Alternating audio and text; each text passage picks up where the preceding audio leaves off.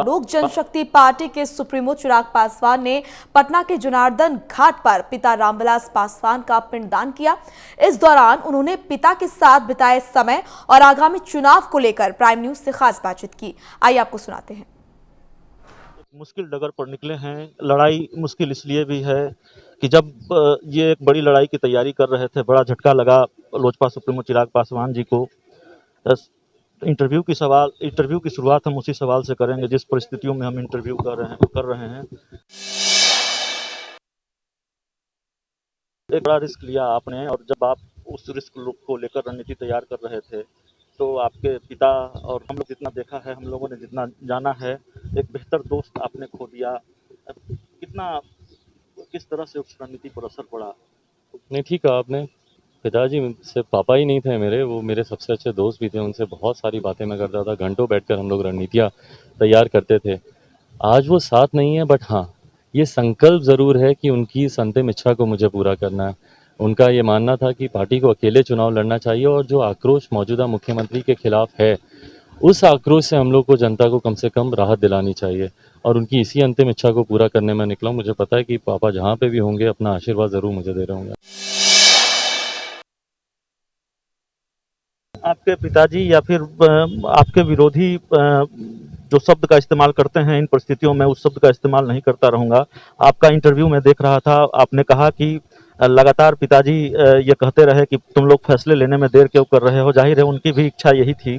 तो आपके पिताजी ने एक अंतिम फैसला लिया, और अब तक जो वो फैसले लेते रहे हैं, इन्हीं वजहों से उनके नाम एक रिकॉर्ड दर्ज है। केंद्र की कई सरकारों में मंत्री रहे, राजनीति का मिजाज भाप लिया करते थे। लगता है कि उनका जो आखिरी फैसला है, जो आपने लिया है, उन्हीं का फैसला है, आपको वो मार्गदर्शन करते रहे, तो ये फैसला भी सही साबित 100% सही होगा।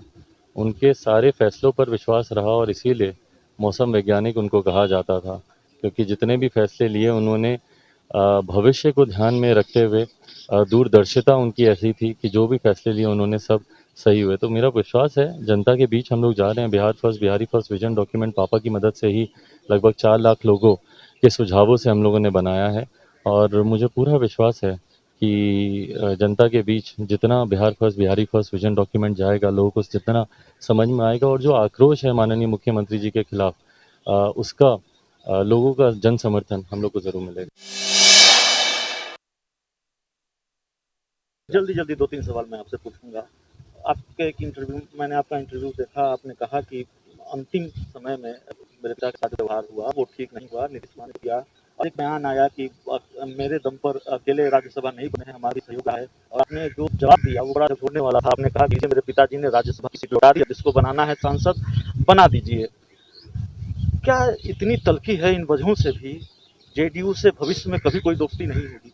नहीं, देखिए, जेडीयू से भविष्य में तो कोई इसकी संभावना बिल्कुल भी नहीं है, और मैंने इस बात को स्पष्ट कहा है कि जिस सरकार का नेतृत्व अगर माननीय मुख्यमंत्री नीतीश कुमार जी करेंगे, राज्य में अगर उसका नेतृत्व वो करेंगे, तो राज्य में हमारी सरकार विपक्ष में बैठेगी, पर हम उनका समर्थन नहीं करेंगे। अब तक ये लग रहा था कि बीजेपी आपके साथ खड़ी है, मजबूती से खड़ी है, फिर बयान सामने आने लगा कि वोट कटवा हैं, और तमाम तरह के बयान सामने आए। कल गृह मंत्री अमित शाह का बयान सामने आया कि गठबंधन उन्होंने खुद तोड़ा, हमने उनको मनाने की कोशिश की। हाँ, तो गलत क्या कहा अमित शाह जी ने? सही कहा उन्होंने। मैं निरंतर जब भी मैं अमित शाह जी से मैं मिलता था, मैं उनसे यही बात मैं कहता था कि सर, मेरे लिए ज़रूरी है Bihar first, Bihari first vision document को आप इनकॉर्पोरेट करें। और उनकी भी मजबूरी मेरी समझ में थी, कि क्योंकि मुख्यमंत्री तब तक 7 निश्चय पार्ट 2 की भी घोषणा कर चुके थे, तो मुझे पता है कि वो मेरे उस डॉक्यूमेंट को वो इनकॉर्पोरेट नहीं कर सकते थे साझा न्यूनतम कार्यक्रम में। और सही बात है कि मेरी उनसे निरंतर मुलाकातें हुई इस बारे में। मैंने बात की, पर जब मेरा कार्यक्रम ही नहीं उसमें इन्वॉल्व हो सकता था, इनकॉर्पोरेट हो सकता था, तो अलग हटने के अलावा मेरे पास विकल्प क्या बचा था? लेकिन आपने बीजेपी के उम्मीदवारों के खिलाफ उम्मीदवार उतार दिए।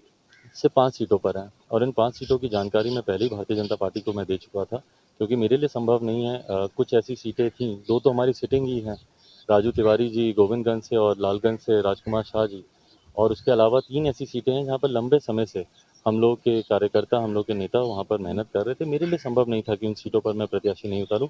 फ्रेंडली फाइट है, मणिपुर में भी ऐसे ही हम लोगों ने चुनाव लड़ा था, आमने-सामने, अंतोगत्वा जीते हुए विधायक ने इन्हीं का ही समर्थन किया। मौजूदा जो मुख्यमंत्री भारतीय जनता पार्टी के थे, उन्हीं का ही हमारे जीते हुए विधायक ने किया, और इस बार भी भारतीय जनता पार्टी का विधायक बनाने का, मुख्यमंत्री बनाने के लिए मैं संकल्पित हूँ और जितने भी हमारे जीते हुए विधायक हैं मैं उन्हीं का ही समर्थन। लंबा लंबा आखिरी सवाल है, लंबा टकराव रहा आपका सीएम नीतीश कुमार के साथ, और जब ये टकराव चल रहा था तो कई अभी तरह भी के चल ही रहा है। अभी भी चल ही रहा चल है, ही अब तो खैर खुलकर सामने आ गया है। तो लगातार ये कयास लगाए जा रहे थे कि इसके पीछे प्रशांत किशोर हो सकते हैं, तमाम तरह के कयास थे। आपने कई कयासों को खारिज भी किया है, कई तरह की बातों को खारिज भी किया है। मैं और जो खारिज नहीं, मैं चार पन्ने की चिट्ठी आपने लिखी थी जेपी नड्डा को, वो भी मैंने आज पूरा पढ़ा है। इन कयासों में कितनी सच्चाई है?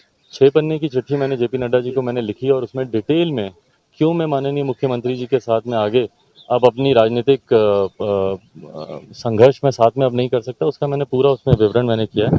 और जहाँ तक रही बात इन कयासों की कि कोई और मेरी मदद कर रहा है या प्रशांत किशोर जी का आपने नाम लिया, मैं आपको दावे के साथ कहता हूँ कि अगर कोई एक व्यक्ति भी इस बात को प्रमाणित कर दे कि मेरे साथ अगर प्रशांत किशोर हैं या मेरी प्रशांत किशोर से, हाँ मेरे व्यक्तिगत संबंध उनसे ज़रूर है, मैं ज़रूर उनको व्यक्तिगत तौर पर जानता हूँ और मुख्यमंत्री जी की वजह से ही मेरी उनसे ज़्यादा मुलाकात हुई थी। जब वो जनता दल यूनाइटेड के राष्ट्रीय उपाध्यक्ष थे, उन्हीं दौरान मेरी उनसे ज़्यादा मुलाकातें और बातचीत हुई।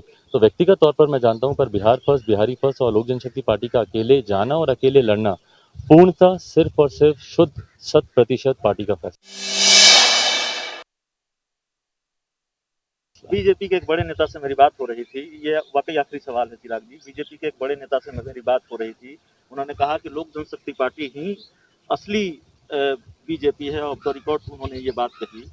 आपको लगता है कि बिहार की कई सीटों पर जो खबरें सामने आ रही हैं, जो कयास सामने आ रहे हैं कि बीजेपी का जो स्थानीय कार्यकर्ता है, कैडर है, उसका समर्थन आपको मिल रहा है, जबकि आपने बीजेपी के उम्मीदवार हैं श्रेयसी सिंह, उनको समर्थन देने का वादा किया है, तो ये हो रहा है विधानसभा चुनाव में? देखिए, मेरी छोटी बहन सिर्फ श्रेयसी को ही नहीं, उनको तो मैं समर्थन कर ही रहा हूँ, उनसे मेरे पारिवारिक संबंध बहुत अच्छे हैं, उनका तो मैं हर हालात में मैं उनका समर्थन करता ही। बट सिर्फ श्रेयसी का ही नहीं, जितने भी भारतीय जनता पार्टी के जितने भी प्रत्याशी हैं, हर उस सीट पर लोक जनशक्ति पार्टी के तमाम कार्यकर्ता उनका समर्थन करेंगे और उनको जिताने में एक अहम भूमिका निभाएंगे। वहीं दूसरी तरफ जनता दल यूनाइटेड के जहाँ जहाँ प्रत्याशी खड़े हैं, वहाँ पर लोक जनशक्ति पार्टी के कार्यकर्ता पूर्णतः उनको हराने में काम करेंगे। मेरा मानना है कि जदयू को दिया हुआ एक भी वोट पुनः कल को मेरे बच्चों को पलायन के लिए मजबूर करेगा, बिहार को बर्बादी की कगार पर लेगा। और 10 तारीख को बीजेपी भी मदद कर रही है आपकी? नहीं, मैं ऐसा नहीं कहूँगा कि बीजेपी मेरी मदद कर रही है। मैं जो भी कर रहा हूँ मैं अपने हिसाब से कर रहा हूँ, जो मुझे ठीक लग रहा है उस हिसाब से कर रहा हूँ। इतना मुझे ज़रूर पता है कि 10 तारीख को परिणामों के बाद भाजपा के नेतृत्व में भाजपा लोजपा सरकार बनेगी। थैंक यू चिराग। तो अपना कीमती वक्त चिराग पासवान ने हमें दिया। कई सवाल थे जिसके जवाब तलाशने की कोशिश हम कर रहे थे। गृह मंत्री अमित शाह का कल एक इंटरव्यू सामने आया, बयान सामने आया, उस पर भी हमने बात की। तो इस बातचीत में इतना ही। प्राइम न्यूज़ के लिए अभिषेक मिश्रा, पटना।